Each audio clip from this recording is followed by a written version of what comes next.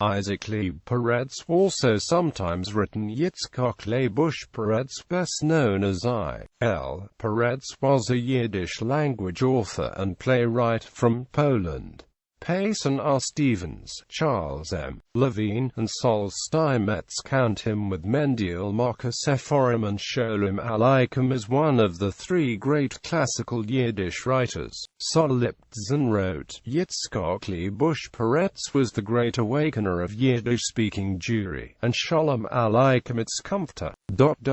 Peretz aroused in his readers the will for self-emancipation, their will for resistance. Peretz rejected cultural universalism, seeing the world as composed of different nations, each with its own character. Liptzin comments that every people is seen by him as a chosen people.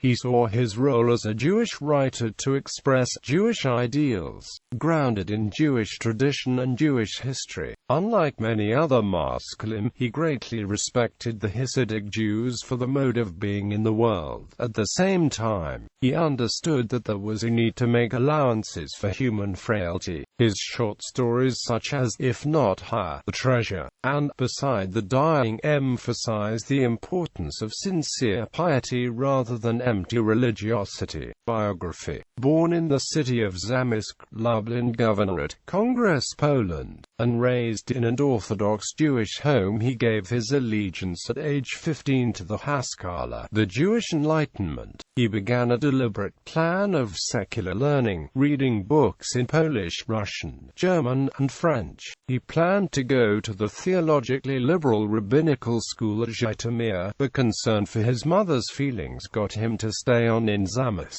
He married, through an arranged marriage, the daughter of Gabriel Judah Lichtenfeld, whom Liptzin describes as a minor poet and philosopher. He failed in an attempt to make a living distilling whiskey, but began to write Hebrew-language poetry, songs, and tales, some of them written with his father-in-law. This collaboration, however, did not prevent his divorce in 1878, after which he promptly remarried. At about the same time, he passed the examination to become a lawyer, a profession which he successfully pursued for the next decade, until in 1889 his license was revoked by the Imperial Russian authorities, on the basis of suspicion of Polish nationalist feelings. From then on he lived in Warsaw, where his income came largely from a job in the small bureaucracy of the city's Jewish community. There he founded Hazomir, which became the cultural center of pre-World War I Yiddish Warsaw. His first Yiddish work appeared in 1888, notably the long ballad Monash, which appeared that year in the landmark anthology Volksbibliothek, edited by Sholem Aleichem. This ballad tells the story of an ascetic young man, Monash, who unsuccessfully resists the temptress Lilith. A writer of social criticism, sympathetic to the labor movement, he wrote stories, folk tales and plays.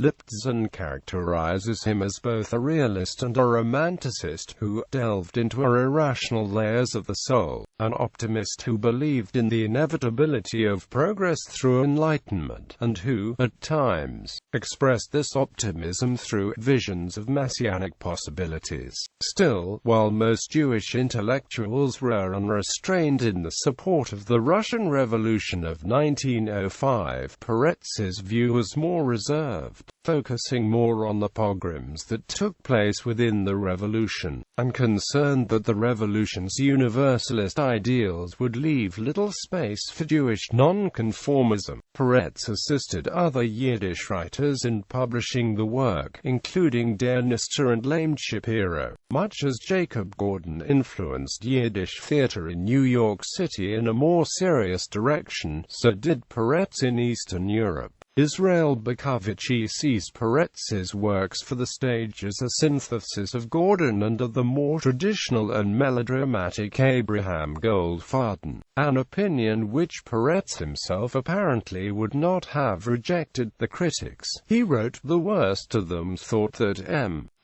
Sephorin was my model. This is not true. My teacher was Abraham Goldfaden. Some of Peretz's most important works are O Why Be Nicht Nochege and the short story Bonche Schweig. Bonche is the story of an extremely meek and modest man, downtrodden on earth but exalted in heaven for his modesty, who, offered any heavenly reward, chooses one as modest as the way he had lived. While the story can be read as praise of this meekness, there is also an ambiguity in the ending, which can be read as showing contempt for someone who cannot even imagine receiving more. Peretz's 1907 play A Night in the Old Marketplace has been adapted into a multimedia theatrical presentation, with music by Frank London and book and lyrics by Glenn Berger. Slated to open in 2007, the CD is already on sale. Set in a Jewish shtetl, the comedy presents the philosophical and theological questions of living and dying in Peretz's typical style. Peretz died in the city of Warsaw, Congress, Poland, in 1915. There are streets in Warsaw, in Zamysk and in Wrocław named after him. He was buried at the Okop, or a street Jewish cemetery, with a huge crowd, about 100,000 strong, attending the burial ceremony. Peretz Square in Lower Manhattan, which marks the spot where Houston Street, First Avenue, and First Street meet, is named after him. It was dedicated on November 23, 1952.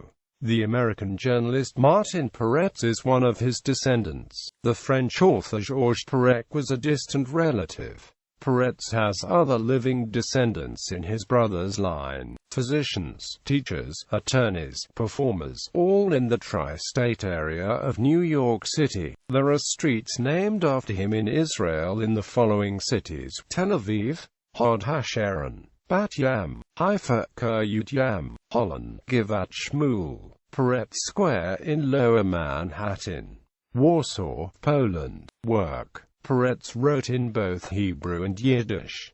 His work The Magician found inspiration in the folklore of Hasidic Judaism. The story focuses around Elijah, who anonymously visits a poor couple and helps to make them rich.